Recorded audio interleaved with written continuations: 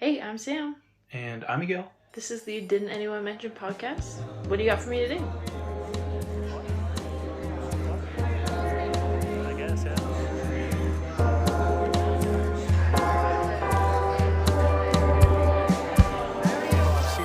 Welcome back, Welcome, Sam. Miguel. What? I don't know. Just felt like saying it. I got kind of an interesting one. You do? Yeah, but I want to give a shout out to. Heck yeah. I have a shout out too. Oh, you have a shout out too? Actually, I don't. Not this one. My next one. Your next one. Yeah, Yes. my next Maybe one. next Because time. then I think we'll hear this one. And then we'll hear mine. Because sometimes we record two in a night. But mine will be a follow up of one we've already done next week. But the one I do afterwards, that one I'll have a shout out. It's always the same people I shout out, but that's okay because my homeboy Spencer just hooked up with real good ideas. And he's like active on Instagram. Appreciate you, dude. Yeah. I appreciate you. The things I'm like, somebody did respond. From when I was a wee laddie. I know, what a guy. This one actually comes from somebody on Reddit. Oh, cool. So if you guys are on Reddit, we have I don't even know what to call a Reddit page, a Reddit user that's called Didn't Anyone Mention? I just would like to say real quick. Okay. Miguel always says I need to just make a Reddit because I want to ask things about my podcast sometimes on it. Yeah, you should. And I'm too scared to because Reddit intimidates me. What is scary? I don't know. Do you use Facebook? Yeah. Do you use Instagram? It just feels so different. I don't know why. Does anybody else feel the same way? That's all I'm asking.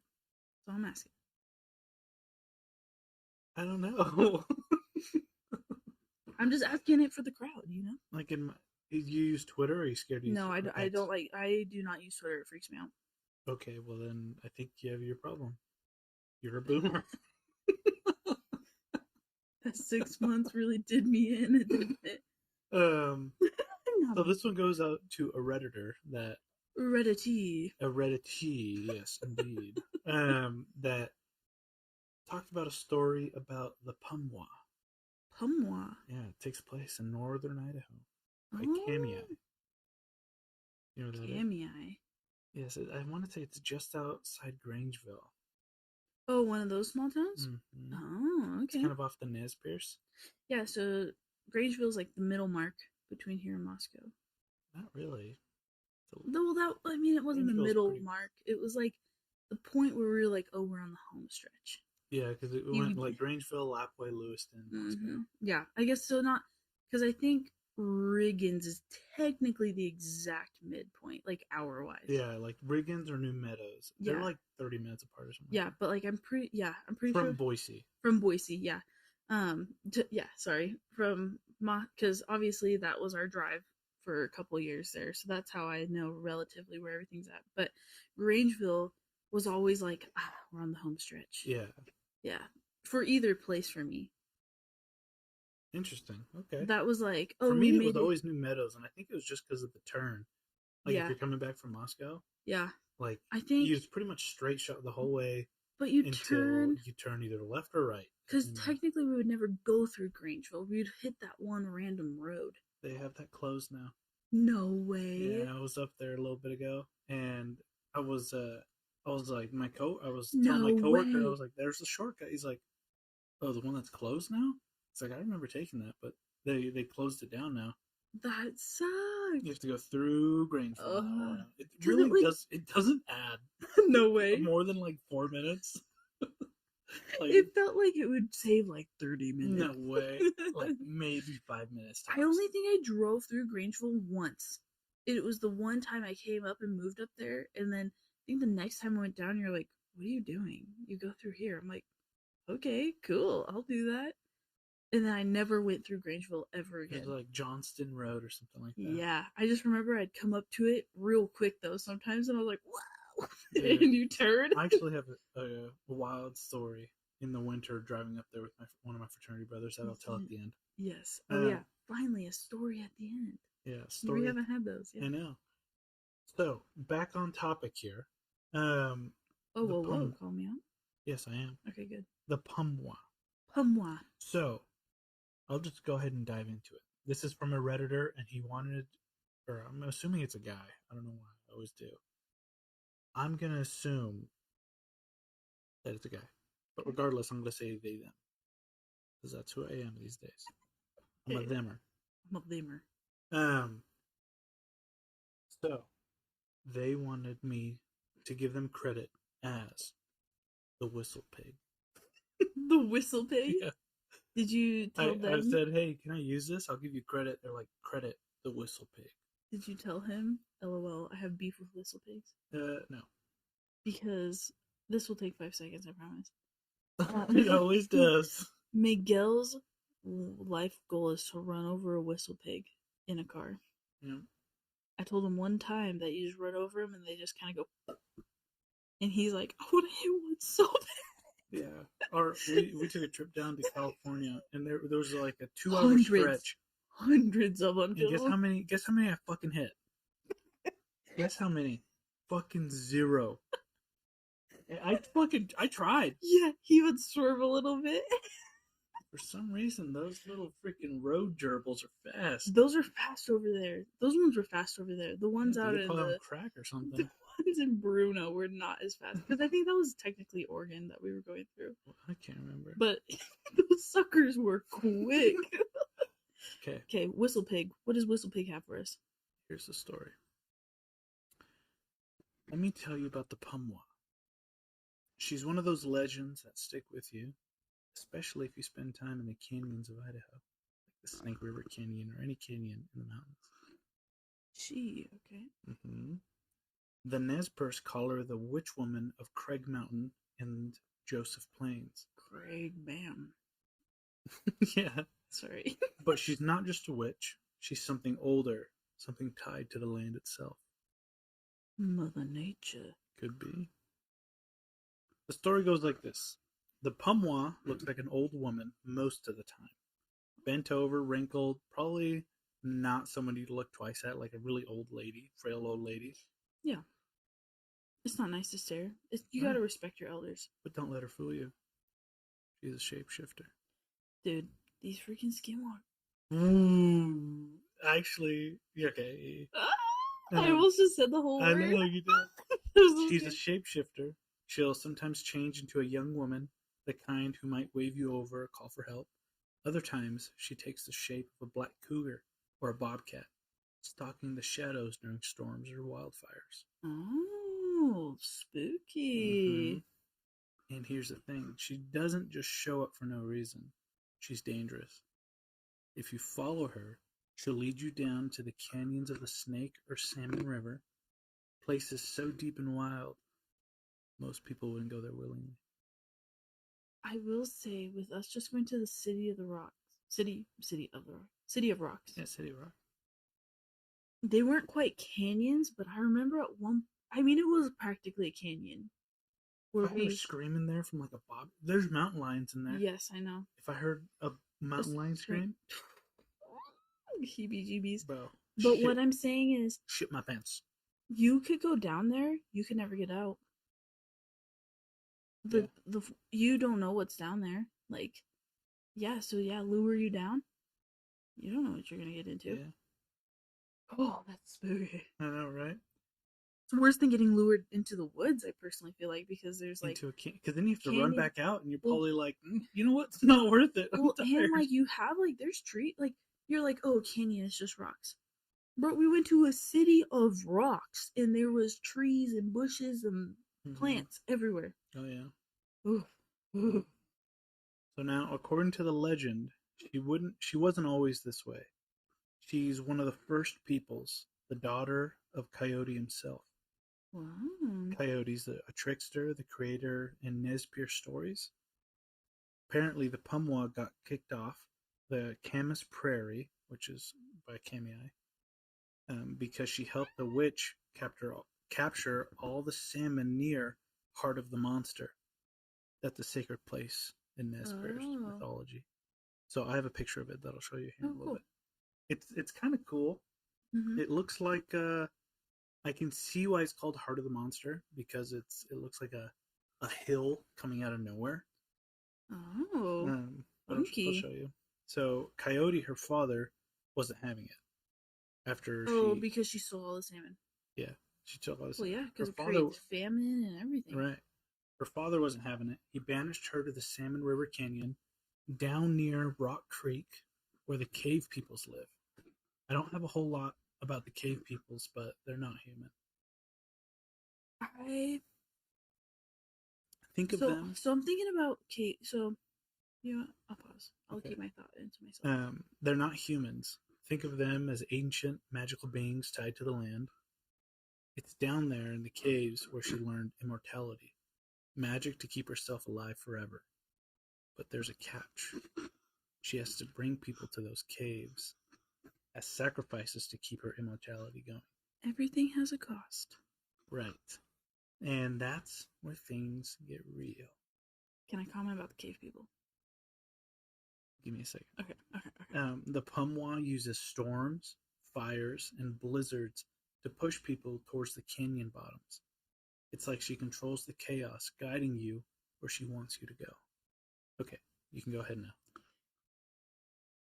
I have two thoughts now. Okay. Real quick, pushing into the canyon. I get that. I get the spook behind it. Yeah. So, but naturally, I'm just playing devil's advocate, right? Because I'm like, okay, but a lot of wind and everything gets pushed towards the canyon because it's it's a lower spot, right? So, I get why those, that's why I get storms and things getting pushed that way, because then it's a canyon. It gets that's just nature wise how it rolls. So I get that. That's part of the spooky story, right? Yeah. The cave people. There has to be, for how much lore is out there, there has to be, or even in Mexico where they say that whole mountain, I can't remember the name of it, where we were at, a whole mountain of people who live up there without civilization. Oh yes. You have to think, especially in these more rural places. They're still up there. That's what I'm saying. They're still up there in Mexico. They are there's a mutual don't mess around with me, and I won't mess with you. And I think there's especially with some traditions and some cultures. I forgot the name. I already forgot the name too. We'll have to think about it. Yeah. Some cultures, some traditions, and things like that. Some things are more strongly believed in than others, right? So I'll say especially a lot of Hispanic culture, a lot of them have that afterlife thought, because I mean they do those muertos, all those other things, that's very high up in American culture, Hispanic culture, where I think that there's a mutual respect kind of thing, because I think there is stuff out there, but it's almost half the time American or Americanized stuff, it's almost oh, it's out there, quote unquote, it's they don't really believe in it. But look at all the forests, the wildlife, all the stuff that's out there, especially in Idaho or Wyoming or Montana, all these forests and stuff that have been nobody's been there. How is there not people there maybe that maybe didn't go to the people, or people who just were I'm done? These cave people, what if they did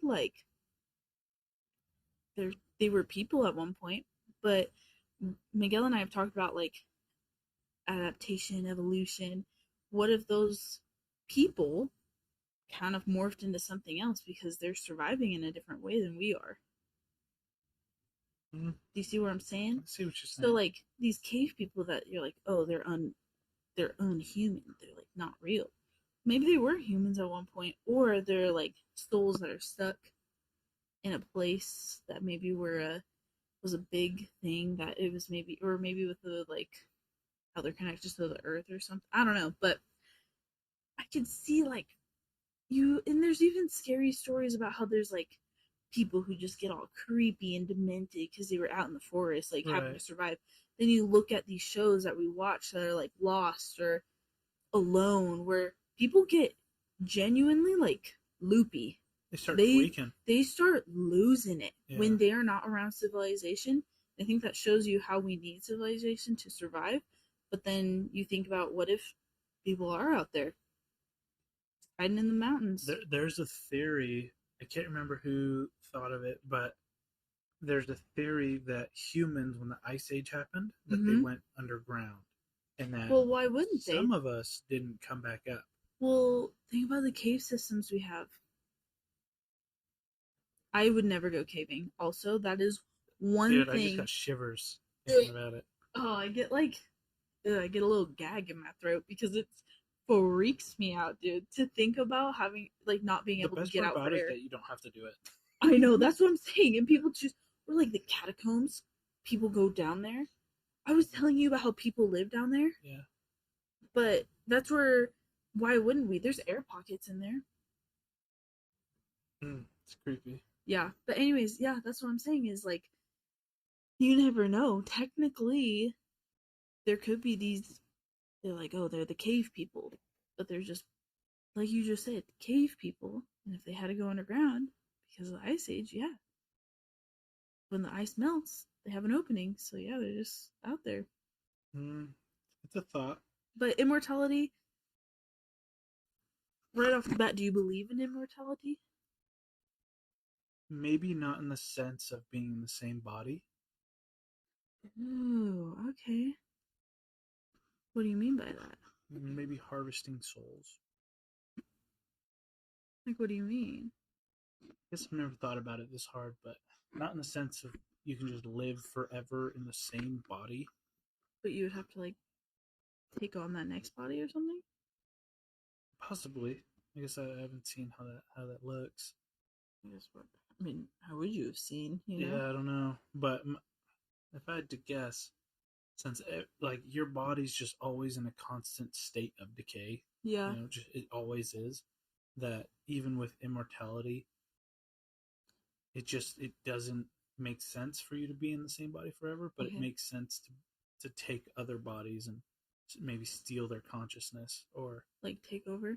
Yeah, I can see that. Bringing back into my supernatural days. There was a guy. They had a lore about who he's technically human, but he killed people for different organs, for different body parts that decayed. I remember this episode. Yeah. Yeah. What about that kind of immortality? No, this doesn't work. Okay. I was just curious. No, I don't think you can Frankenstein yourself to immortality. Frankenstein, thank you. Yeah, he was practically Frankenstein. Yeah. Yeah, I don't.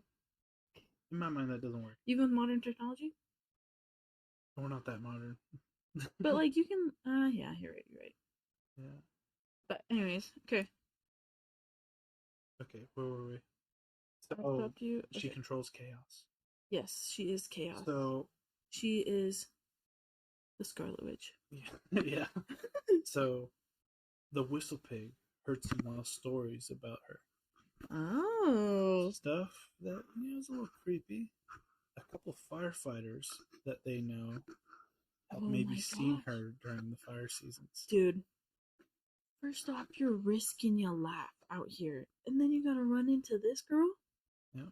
I'm so sorry. So one guy, he was working the 2015 bust, said he saw this massive black cougar skulking along the hose lay. Another, during the 2017 Craig Mountain complex, a huge fire over that way, swore he spotted a black bobcat chasing a rabbit straight down the dozer line. I don't know if black bobcats are a thing. Variations of fur. But the creepiest. Or it was covered in soot. Possibly. With all the fire. Yeah. That makes sense. That makes sense on if they see her in fire. Yeah. But what about storms and blizzards? Shadows and stuff. Yeah. But the creepiest story? Oh no. That came from a guy on the 2021 Snake River complex. He was working solo, scouting trails, when he saw this young native girl, maybe late teens or early 20s, waving him down a path, but she didn't say a word. Just waved like she needed help, so he followed. The trail led to a cliff with an old rock shelter underneath. That's when he noticed that the fire was flanking fast. He had no choice but to bail, and as he scrambled down towards the river, he heard this crazy laughter, like someone losing their mind, mixed with the roar of flames. Then came the deep growl, like a cougar right behind him. Even now, almost a decade later, that guy turns white when you mention the Pumwa. He doesn't like to talk about it. Bro, because he barely escaped. I know. So that's pretty much what I got for you. Dang. So that's crazy. It's kind of like unsettling thinking about it. Because imagine you're just a firefighter. Dude, well, you're already like... You're like, you're working like probably 18, 20 hours a day. You're working 24 hours a day, dude. Imagine this last wildfire that we had on the foothills. Yeah. Or I guess that was actually the mountains. They weren't just the foothills, but... But we had fires everywhere. I mean, unfortunately, it's like every year, dude. Every year. Remember Cascade when it friggin'... Yeah, it was scary. Yeah. But... Was that last year or this year? Cascade? Yeah. That was 2 years ago. 2 years, okay. But yeah, no, that's crazy. The creepy Pumwa. Well, people get lost out there all the time. Yep. They're just souls for immortality.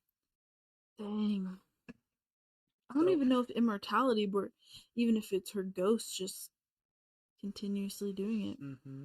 But I thought that story was super interesting. That is super interesting. Thank you, the Whistle Pig. Thank you, Whistle Pig. Appreciate it. I was going to talk about something. Your crazy winter story from Grangeville? Yeah, it's not that crazy, but if you guys want to continue listening, please feel free to do so. We're just going to ramble on for just a few minutes. Sounds good. So I can't remember what year I was in. I think I was maybe a junior or sophomore. I can't remember. But I was going back up to the University of Idaho. I was going to college up there. And one of my fraternity brothers lived in Pocatello at the time. And he came and swung by Boise to pick me up. And we were going to Moscow. And it was right after Christmas break. Oh, yeah. Classic. And, dude, this huge winter storm rolls in. Mm-hmm. Always does. Always.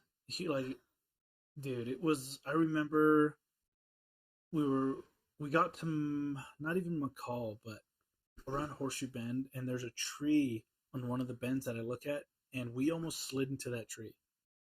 Ew. Like, I hate that. The last time we were up there, I remember looking at it, and I'm like, I remember looking at that tree like, we're gonna fucking hit that tree, and it was right on a bend. It would have killed us. And I look at it every time. But when we made it past all that, and then we went to Grangeville, and so at the time, Johnston Road had you pass right by Grangeville. You didn't have to touch it. So you turned left, cut you right through, and then you went back towards Lapway. Mm-hmm. But we turned onto Johnston, and we were in a Pontiac G3. It's like I think it's Pontiac's version of a budget sports car. And the wind was howling. Swin drifts. What the hell am I saying? Snow drifts were like heavy. Mm-hmm. We turned onto Johnston Road, and then all of a sudden, dude, complete whiteout. Couldn't see a damn thing.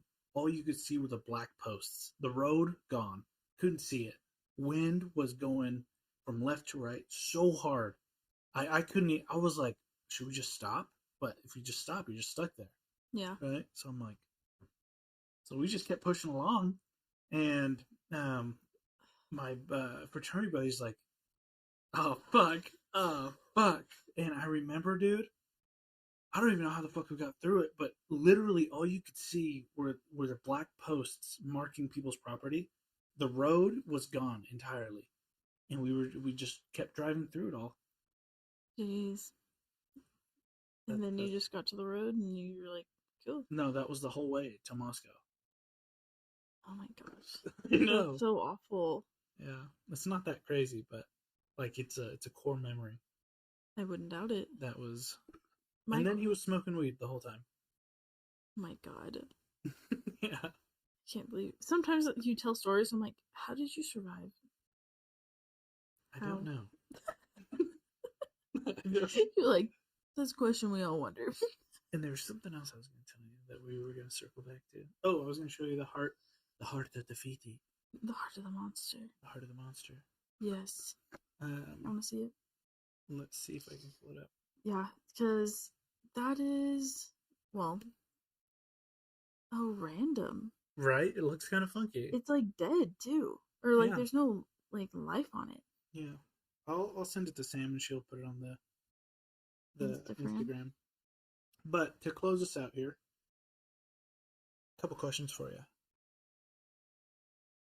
Do you think like stories like the Pumwa or anything similar, things lurking around canyons and caves, do you think they're real? Real?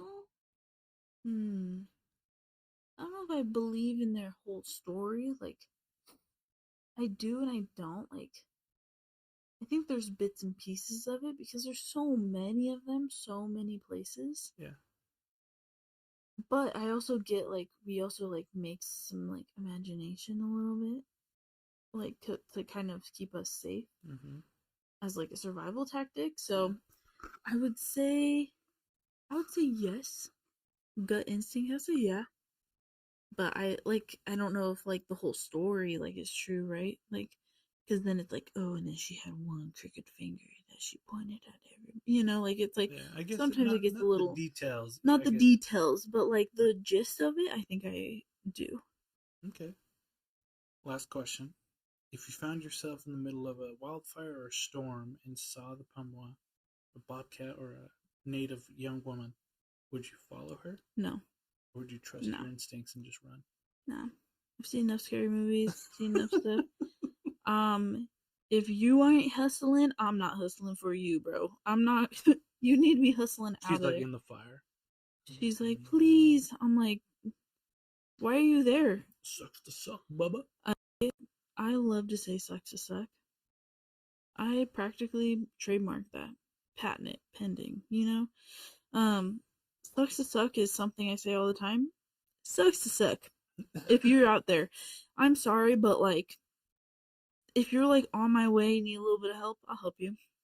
But I have two priorities: you and my daughter. That's it. Actually, technically three because myself. Like, I'm getting out of there. Also, winter storm. Sometimes I get like if you just can't control it and it comes along, a fire wouldn't be around it. I know how to put my campfires out. And Smokey the Bear, you prevent wildfires. Only you can prevent wildfires. True. You need to be able to put your hand on those ashes, dude.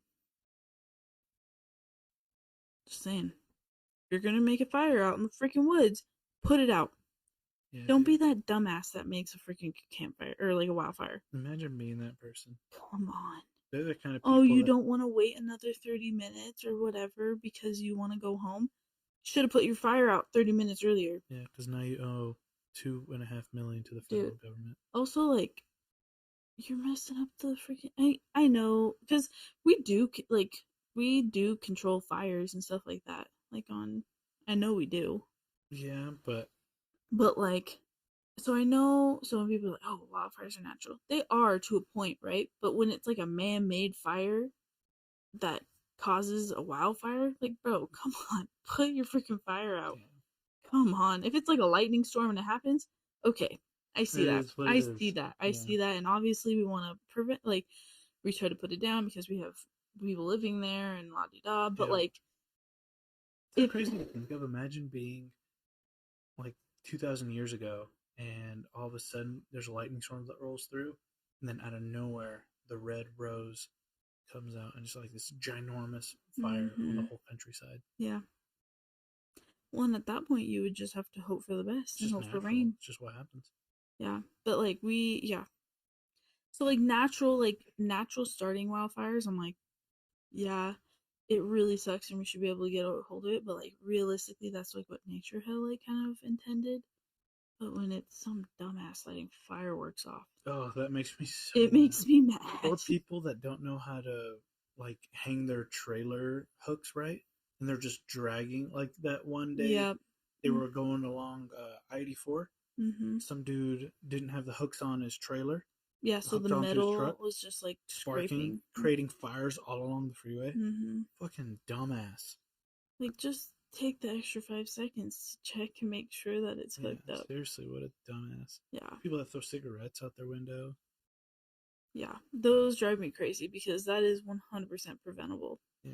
Just because you smell like shit doesn't mean you have to act like a piece of shit, buddy. No offense. No, just kidding. Offense. Yeah. 100% offense. You can be a smoker and be decent. Yeah. Just don't cause wildfires. Simple as that. Only you can prevent wildfires. From ciggies. We'll see you guys next week. Yeah.